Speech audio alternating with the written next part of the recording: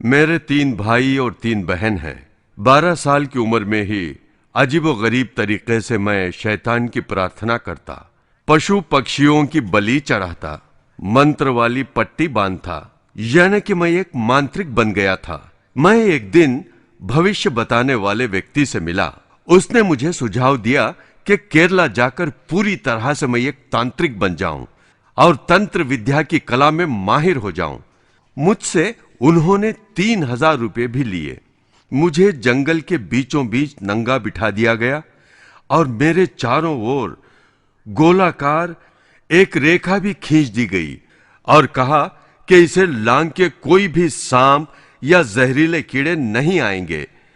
इस तरह की अवस्था में मुझे 48 घंटे रखा गया। ना मैं किसी का मुंह देख सकता था, ना खा सकता था, ना पी सकता था। 48 घंटों के बाद उन्होंने कहा, मैंने 12 शैतानों पर विजय पा ली है। उसके बाद उनकी इच्छा अनुसार जब मैं तमिलनाडु लौटा तो दूर से ही दूसरों को यातना देने की कला में माहिर हो गया था। दूर से ही किसी को मार सकता था, इतना मारता कि वह दर्द से नीचे गिर जाता।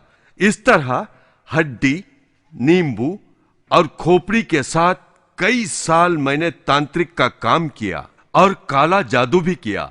तमिलनाडु में कई साल ऐसे काम किए मैंने जैसे बुरी बातों से लोगों को डराना, उन्हें तंग करना, पैसा वसूल करना वगैरह वगैरह।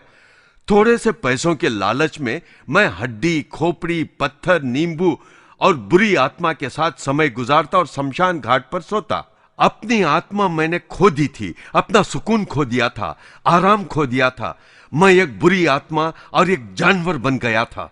मुझे नहीं पता था कि यीशु कौन है। मैं नहीं जानता था कि वो क्या करता है और कहां रहता है। मैं अपनी तांत्रिक विद्या से प्रचारकों और धर्म रक्षकों को चुनौती देता।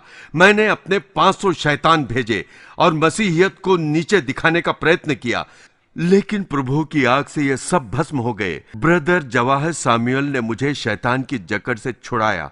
उन्होंने मेरे लिए, मेरे वजूद के लिए प्रार्थना की। अब मैं सेवकाई में प्रशिक्षण प्राप्त सेवक हूं। मैं जवाहर सामुएल ब्रदर का धन्यवाद करता हूं। मुझे छुड़ाने वाले यीशु का धन्यवाद करता हूं।